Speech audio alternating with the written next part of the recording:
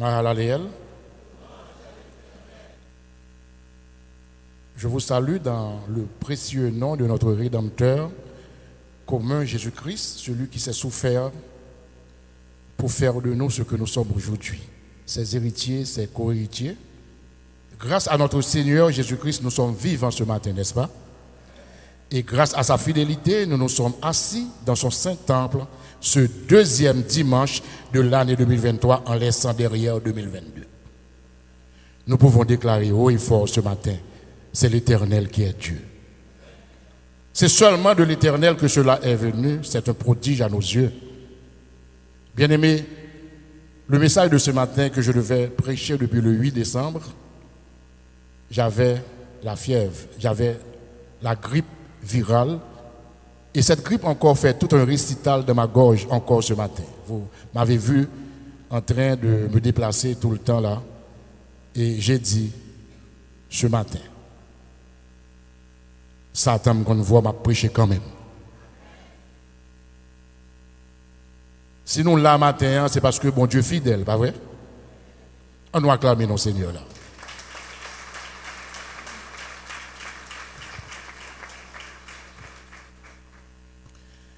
La foi, toutes les fois et à chaque fois. La foi, toutes les fois et à chaque fois est le message que le Saint-Esprit m'a communiqué pour votre édification ce matin. Le souhait de Dieu pour vous cette année 2023, c'est devenir adulte dans la foi. Bien-aimés, je vais prendre un petit temps pour définir foi, toutes les fois et à chaque fois.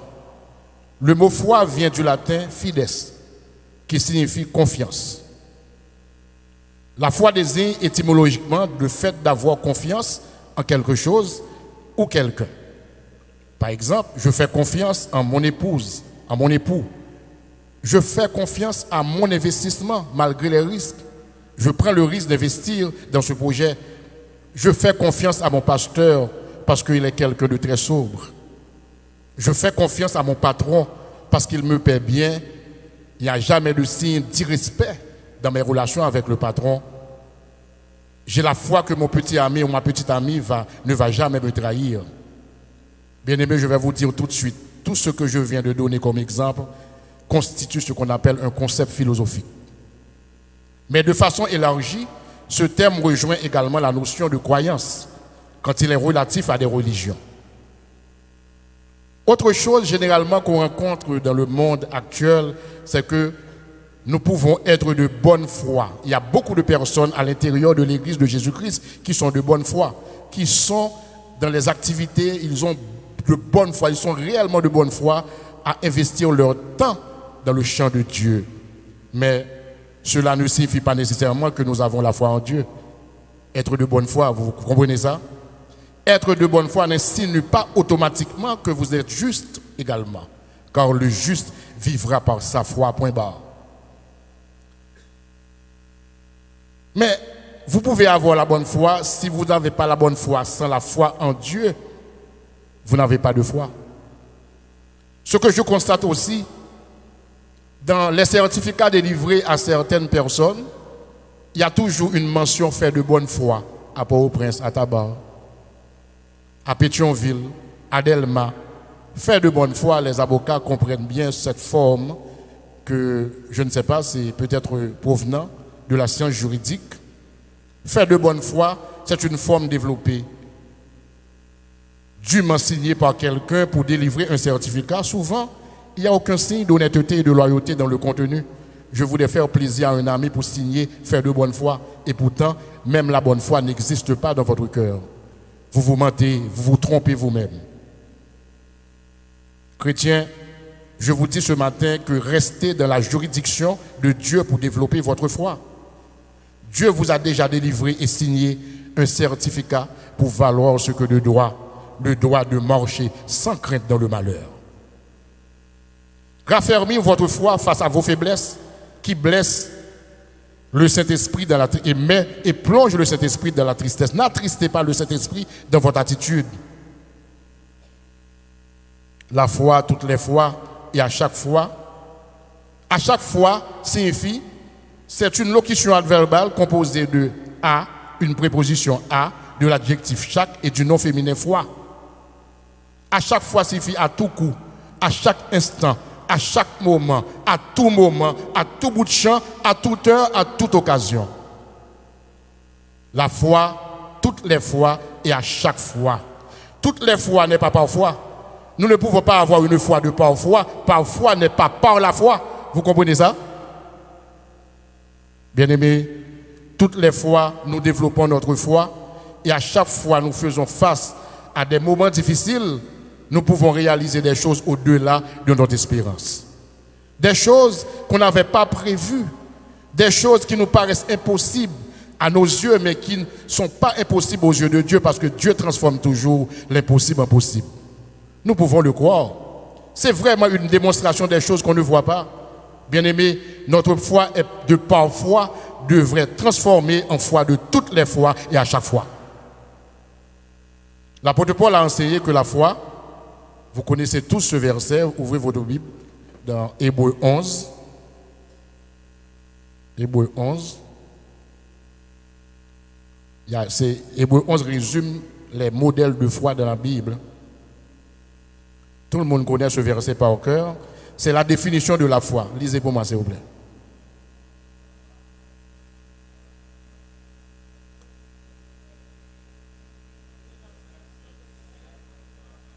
Relisez encore parce que je n'ai pas entendu. Verset 1er.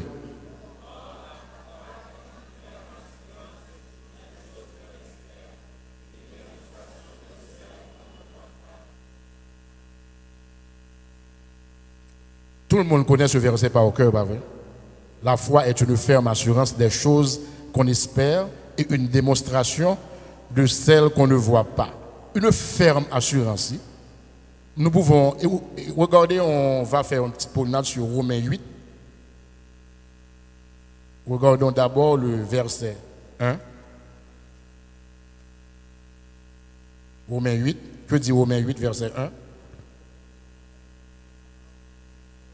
Il n'y a pas pour ceux qui sont en Jésus-Christ. Bien-aimé, il y a 4 raisons pour lesquelles le croyant ne peut être déclaré coupable. Quel que soit le complot de l'ennemi pour vous rendre coupable par devant la société, la première raison, c'est que nous savons que la mort de Christ comme première raison. 2, sa résurrection, sa position élevée et son intercession continuelle en faveur du croyant. Restez dans Romains 1, 8 pour voir le verset 31 à 39. 31 à 39. Romains 8.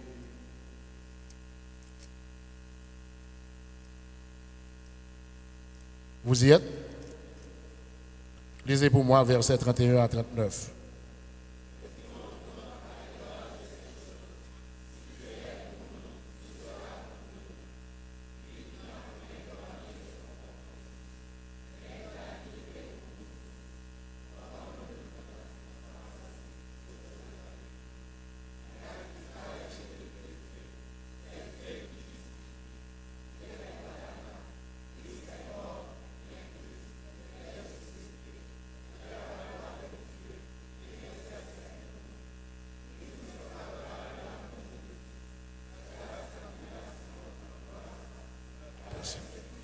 La faim, le dénouement, le danger.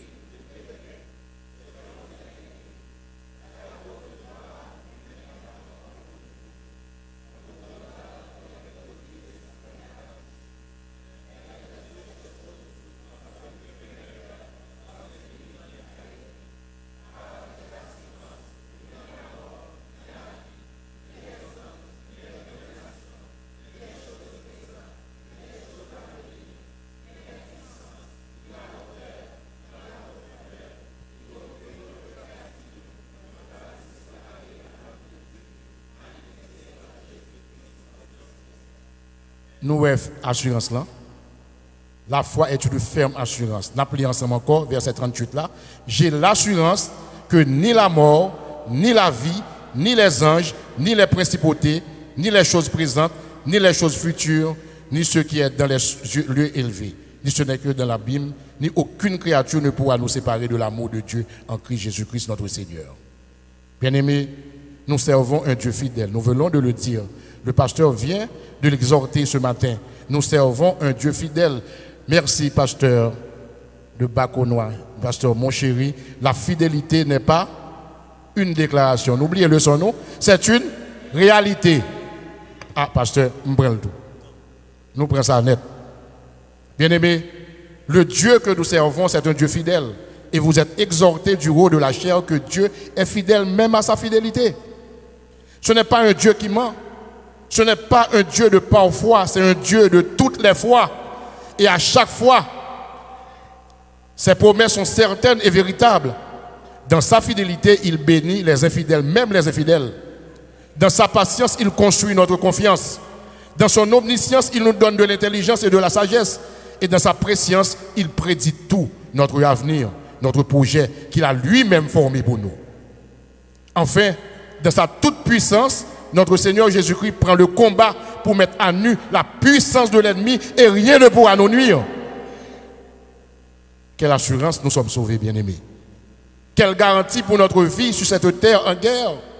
Nous chantons souvent, notre Dieu règne encore, jamais son amour ne s'endort. Notre sécurité, c'est son autorité. Nous chantons, la victoire est achevée. Pourquoi nous en doutons encore sur la capacité de Dieu à nous bénir dans le désert? Nous vivons dans un désert actuellement. Et nous sommes en guerre sur cette terre. Vous ne le voyez pas encore? Seul un combat par la foi nous permettra de gagner une victoire sur la puissance de l'ennemi.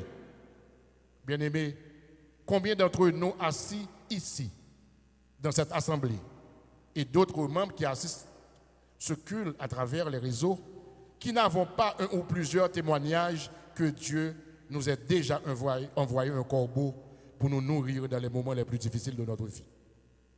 Combien d'entre nous qui suivons ce culte de ce matin, qui ne sommes pas l'objet d'un ou plusieurs témoignages des miracles que Dieu a opérés au-delà de notre espérance? Bien-aimés, il y a des personnes qui sont dans une situation migratoire, permettez-moi l'expression. Ces personnes sont obligées de laisser leur zone difficile pour venir louer une maison qui n'était pas vraiment de leur budget ou reçue par une famille avec leurs enfants.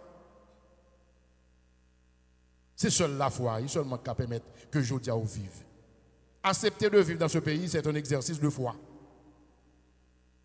Il y a des gens qui n'acceptent pas, qui cherchent ailleurs, mais ils n'ont pas trouvé l'opportunité. Il y a d'autres qui n'ont pas la foi, qui ont laissé. On les comprend tous. Mais vivre dans un pays comme ça aujourd'hui, c'est seulement la foi qui nous permet de vivre. Le combat, c'est un combat par la foi. Nous devons continuer à vivre. Bien-aimés, il y a des miracles de guérison de maladies condamnés par les médecins, n'est-ce pas? Le témoignage est déjà donné du haut de la chair. Notre sœur Gerdy, Dieu l'a touchée de manière très spéciale, pas vrai? Notre sœur Fafa, l'officier, avec l'imposition des mains durant la croisade de El Shama, elle a témoigné que Dieu l'a touchée. Elle sent une présence, c'est sa foi qui l'a sauvée, qui l'a guérie. Il y a des miracles que votre mariage sera restauré si vous restez constamment en prière, exercez une nouvelle dimension de votre foi. N'oubliez pas que le souhait pour vous cette année, c'est de devenir un adulte dans la foi. Il y a des miracles que les entrailles seront bénies après plusieurs années de mariage, vous le croyez? Va n'en péter pour Madame Kende, frère Kende, font-ils camper, non, mon frère? Quel est bon Dieu pour reconnaître ça? On nous acclamer, non, Seigneur, là. Va n'en péter après 9 ans, oui, de mariage, oui. 17 ans de mariage, excusez-moi. On nous acclamer, non, Seigneur, là.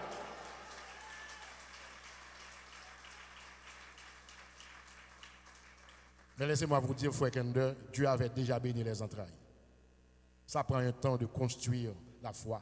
La foi, ce n'est pas quelque chose comme on presse un bouton automatique. C'est un processus. Vous voyez? Va n'en péter pour vous. Si bon Dieu bâtit mon nom la prospérer autour, parce qu'il connaît faut mon nom vivre. Va n'en péter pour l'ancien maestro de AFMA, Sœur Clarisse, qui pas jamais qu'à faire petit dans le mariage, il va n'en péter pour lui. Va n'en péter pour Frère Mito, pour tant d'autres que je ne pas citer, Jodia.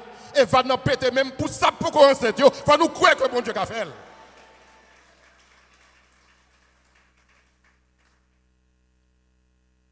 Autre miracle, les malades entrés dans le chien pour venir touiller notre vaillant soldat frère Asté. Puissance, bon Dieu, descend, il dit, petit moins, ou pour qu'on finisse le travail. Mission, c'est intercéder pour l'église là, pour pays et pour famille. On campe pour nous, pour l'église, où sont rescapés spirituels par la foi. Camper pour l'église, ouais.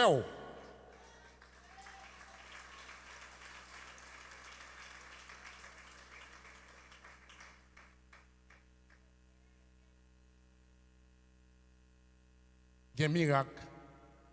Par la foi, les amis entrent la caillou par stratégie. Ils sont installés dans toute vie privée. Pendant qu'ils parlent complot pour la détruire. Alléluia. Alléluia. Alléluia. Alléluia. Oh, alléluia. Alléluia. Pendant l'ennemi a parlé pour la détruire, l'ennemi en la caillou, il finit installé dans toute vie privée, les amis. Combat ennemi qui est dans la caillou, pire du que l'ennemi qu'on va identifier. Ennemi venu pour le détruire seul, que nous avons prié depuis longtemps. Partenaire business, moi. Seul, zamim, femme de prière, moi. Mais le chita la matin, campé non. Ennemi venu pour le détruire. Ennemi venu pour le détruire.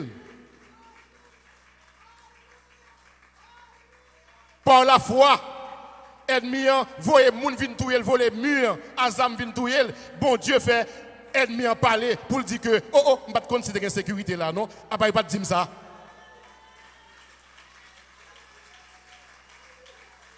Pour qui ça? Parce que il était engagé un jeune de 3 semaines, il a prié par la foi que bon Dieu délivre, il a touyer. Ennemi manque fini à petite moi, pasteur.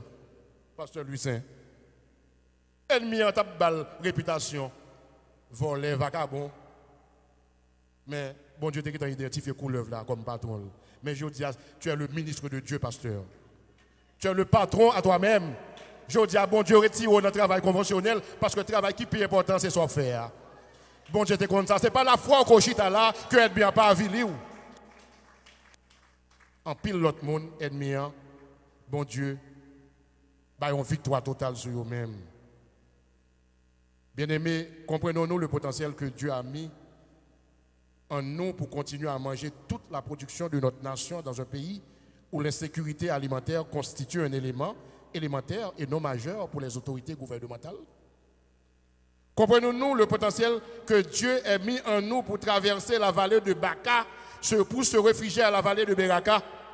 Nous sommes dans la vallée de Beraka aujourd'hui en gardant la foi que 2023 sera meilleur que 2022.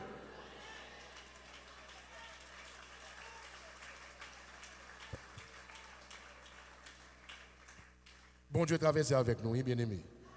Faites confiance, c'est garder nous, comme ça, pas vrai? C'est garder nous, comme ça. Gardez voisins sous côté, c'est garder moi comme ça.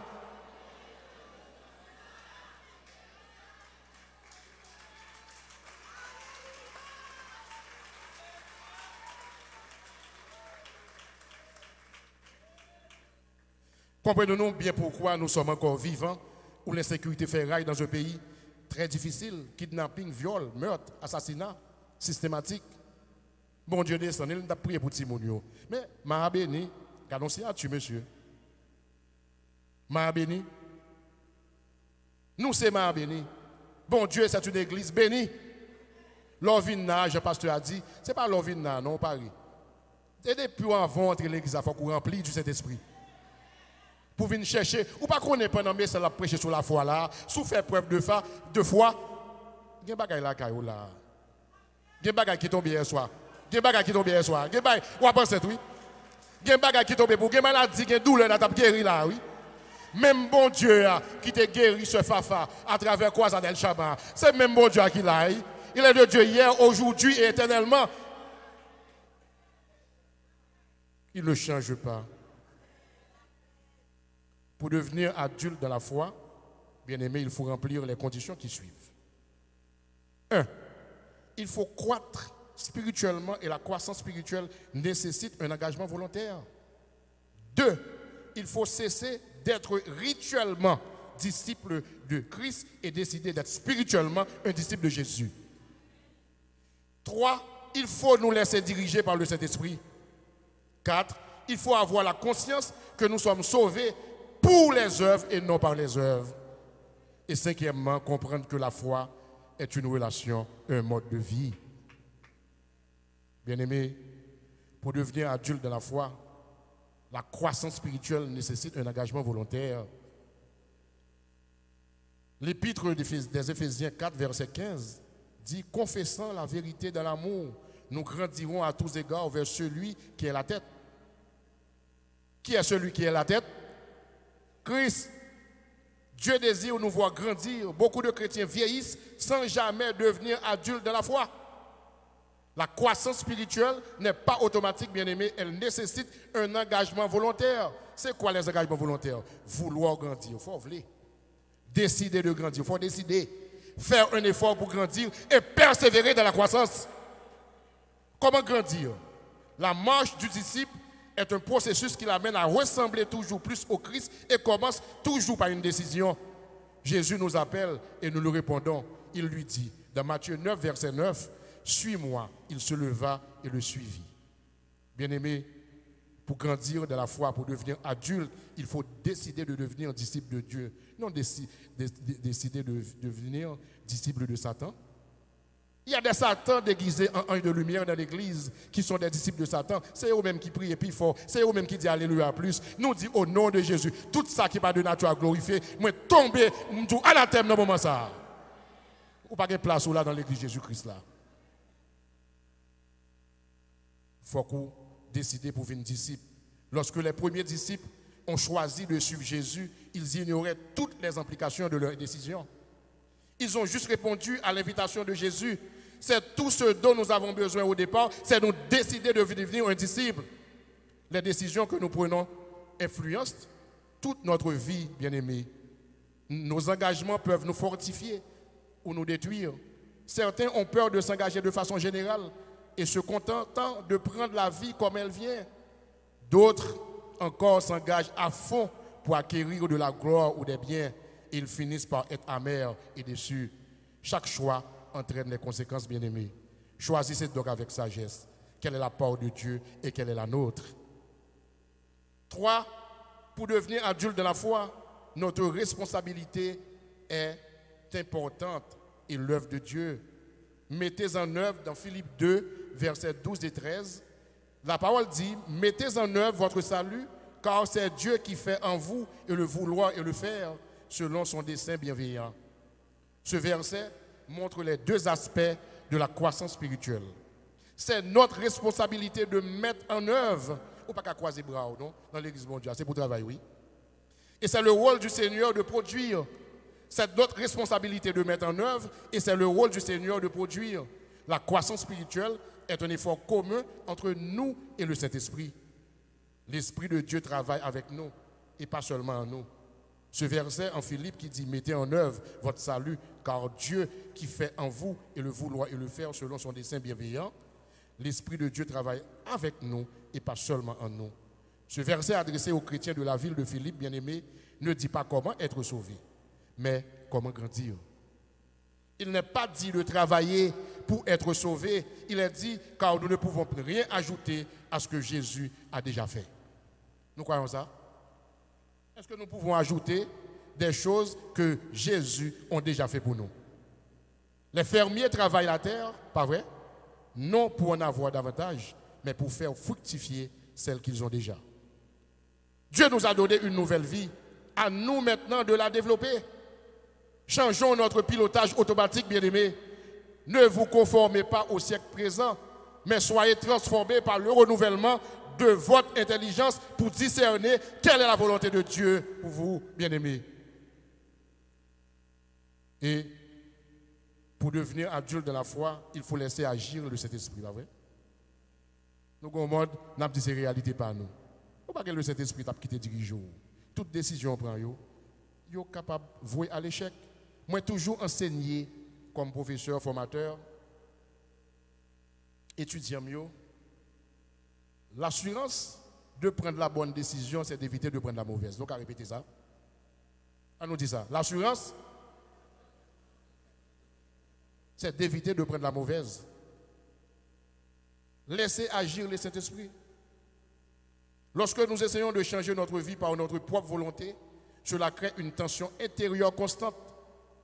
Il faut changer nos habitudes et laisser le Saint-Esprit nous transformer. Pour être semblable au Christ, nous devons développer l'esprit de Christ. La Bible a dit dans Romains 15, versets 2 et 3, que chacun de nous cherche à plaire à son prochain en vue du bien pour l'édifier. Le Christ, en effet, n'a pas recherché ce qui lui plaisait. Bien-aimés, pour devenir adulte dans la foi est une relation et un mode de vie. Le christianisme n'est pas une religion ou une philosophie, mais c'est une relation et un mode de vie. L'amour pour Dieu et pour les autres y occupe la première place. Si vous lisez la deuxième lettre aux Corinthiens 8, verset 1, la parole de Dieu vous dit, la connaissance énorgueillit, mais l'amour fait œuvre constructive. Beaucoup de gens peuvent se croire adultes spirituellement parce qu'ils ont de grandes connaissances bibliques et doctrinales. Mais je vous dis ce matin, la connaissance n'est pas le seul élément de la maturité. La vie chrétienne implique aussi notre conduite qui doit témoigner de ce en quoi nous croyons. Aimer toujours plus Dieu et son prochain est la meilleure preuve de croissance spirituelle. Attitude nous pas bon, nous pas gain l'amour dans le cœur, nous avons monde qui vient côté moi on leur, il dit c'est un pasteur, il dit mais me fait plusieurs fois groupe d'hommes dans l'église là, il pas jamais marcher, pour qui ça pas mal aller l'arrêter ou tout le temps de ministère ça.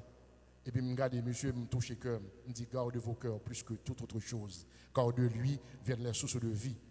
Ce n'est pas en connaissance que je gagne doctrinale ou mon connaissance intellectuelle qui fait stabilité groupe d'hommes. C'est obéissance. C'est amour que je gagne la caille. Moi, je dis, son don bon Dieu, moi, parce que ou mettre par même, je continuerai mon. Nous disons ça? Nous mettre par même, je continuerai mon. Parce que pas d'hypocrisie sur le vivre ensemble dans les relations avec nos frères et sœurs. Hypocrisie son vieux bagarre dans l'église. Il faut nous gagner amour, faire nous gagner obéissance pour nous grandir dans la foi. Bien aimé, ce chemin peut être difficile à adopter, contraire à notre culture. Heureusement, nous bénéficions d'un soutien d'Esprit Saint. Bien aimé, on a tous les éléments nécessaires pour devenir adulte dans la foi. Mais je vais essayer de voir dans quelle mesure qu'on a découvert des erreurs courantes autour de la foi, des erreurs à ne pas faire si vous voulez devenir adulte dans la foi. Vous êtes intéressé? Par contre, c'est nos bouquets. Maître, continuez de prêcher. Maître, continuez de prêcher. Lorsque nous ne soumettons pas des erreurs courantes autour de la foi, lorsque nous ne nous soumettons pas à la volonté de Dieu, nous ne pouvons pas recevoir ce dont nous désirons, même si nous avons beau exercer notre foi dans la parole de Dieu. L'une des erreurs que nous commettons souvent est d'exercer notre foi en dehors des promesses de Dieu. Nous qu'à exercer foi en dehors des promesses de Dieu, je vais vous donner à titre d'exemple. Il est tout à fait scripturaire qu'un couple exerce sa foi en Dieu pour avoir des enfants. Parce que la parole de Dieu contient cette promesse. Je connais des couples qui ont pu avoir des enfants, mais après que les docteurs leur avaient clairement dit qu'ils n'auraient jamais des enfants, ces couples choisissent cependant d'exercer leur foi dans les deux promesses mentionnées ci-bas. Ils ont aujourd'hui des enfants en parfaite santé. L'Exode 23, verset 26 dit dans cette promesse, « Vous servirez l'Éternel, votre Dieu, et il bénira votre pain et vos eaux. Et j'éloignerai de la maladie du milieu de toi. Il n'y aura dans ton pays ni femme qui avorte, ni femme stérile. Je remplirai le nombre de tes jours. » Ce sont des promesses que nous devons baser sur lui pour que nous soyons capables de ne pas faire ça parce que leurs besoins faut grandir. Il faut que ou aller dans la promesse bon Dieu parce que pas marcher sans promesse sous besoin d'exercer foi. Et Deutéronome 7 verset 14 vous dit, tu seras béni plus que tous les peuples. Il n'y aura chez toi ni l'homme, ni homme, ni femme stérile, ni bête stérile parmi tes troupeaux. C'est pas ouais pour nous quoi, non? C'est pas quoi, c'est pas ouais, c'est pas quoi, c'est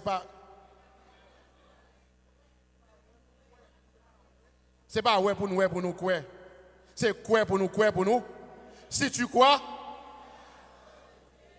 ces promesses devront faire l'objet d'encouragement aux couples sans enfants ce matin. Essayer de quoi spécifiquement pour un garçon ou une fille, ça c'est une autre histoire. On n'est pas capable de dire, je veux un petit garçon, je fais ça tout, je veux une petite fille. Il n'y a aucune promesse biblique qui nous dise de spécifier le sexe de nos futurs enfants. Pas faire ça. Nous devons demeurer dans les limites de la parole si nous voulons que notre foi soit efficace. Nous pouvons seulement croire en ce qui nous a été promis par Dieu. Prenons une promesse quelconque tirée de la parole de Dieu et déterminons ce qui peut faire l'objet de notre foi.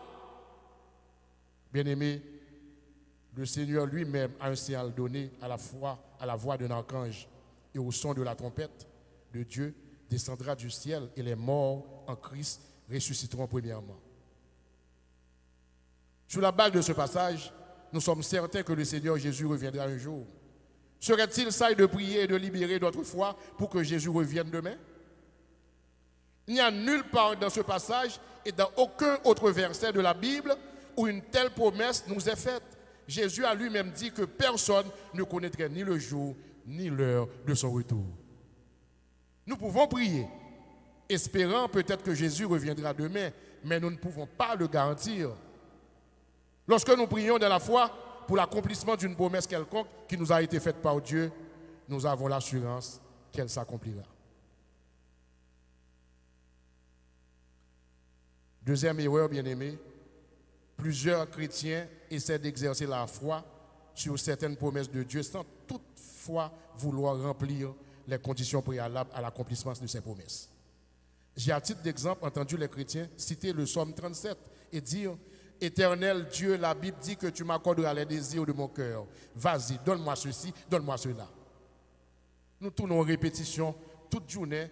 Dieu a bon désir cœur moi. Ce n'est pas répéter pour répéter, c'est fort, tap baoul. En fait, cette promesse ne dit pas seulement que Dieu nous accordera les désirs de nos cœurs. Voici ce qu'elle dit en réalité. On a lu Somme 37, la verset 1 à 5. Où est-ce que nous l'avons? «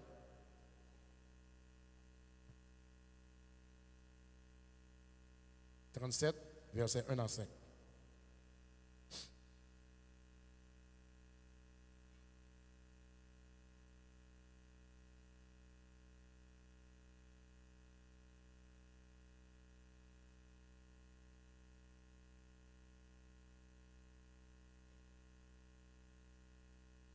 Vous y êtes? Lisez pour moi, s'il vous plaît.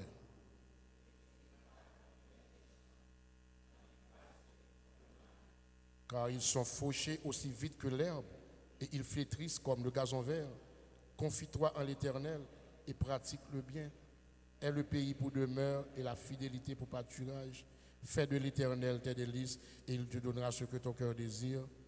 Recommande ton sort à l'Éternel, mets en lui ta confiance, et il agira. Ça vous le dit non encore. Pour bon Dieu, bon désir, il y a des conditions.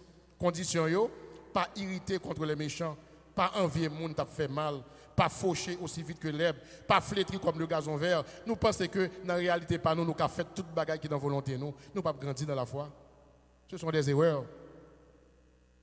Bien aimé, je ne vais pas nous toutes erreurs, non, parce que c'est arrivé. Mais ma bon dernier erreur que nous faisons.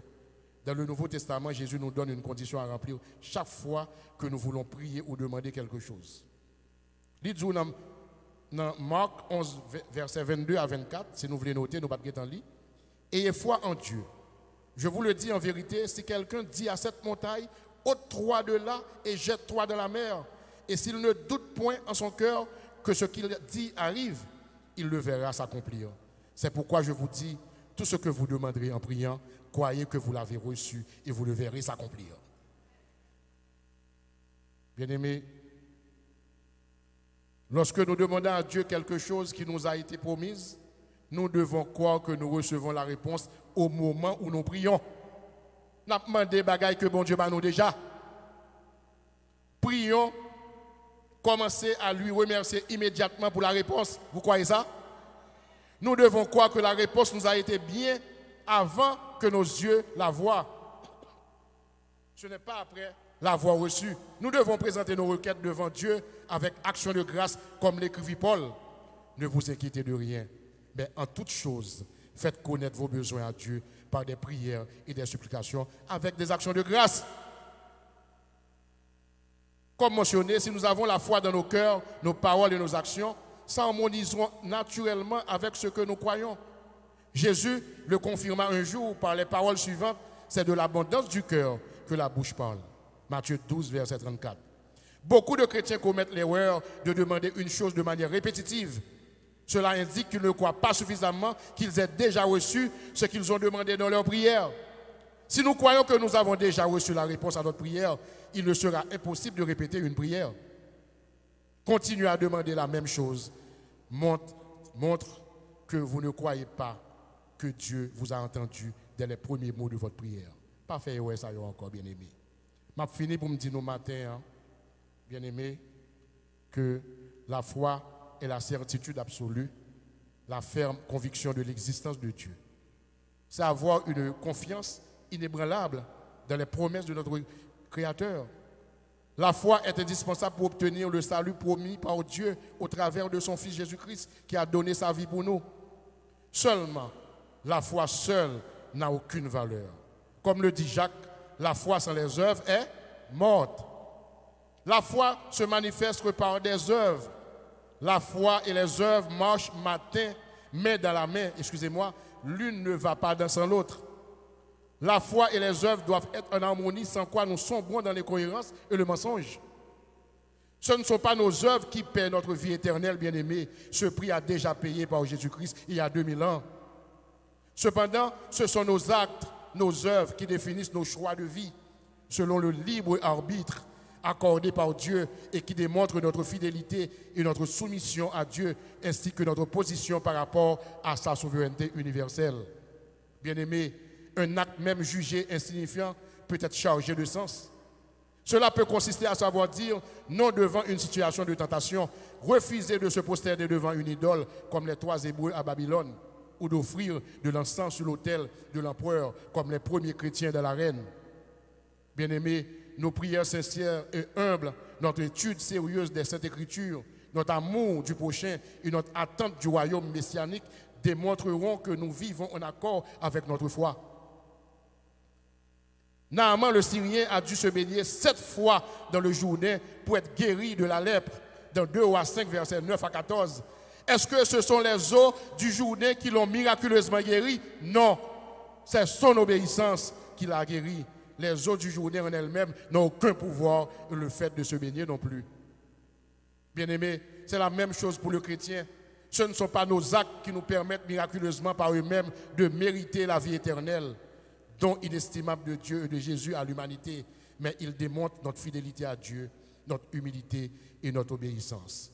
Bien-aimés, notre foi ne doit pas être une foi de parfois ou une fois parfois, mais plutôt une foi de toutes les fois et à chaque instant, en toute occasion, à chaque moment. Restons dans l'obéissance sans mettre en valeur la connaissance doctrinale, la connaissance intellectuelle. Demeurons dans l'humilité pour assurer notre félicité et enfin développons la bonne habitude en évitant les erreurs courantes. Si nous développons ce comportement, nous deviendrons indubitablement adultes dans la foi et notre foi sera conquérante, authentique et salvatrice. Que l'Éternel vous bénisse.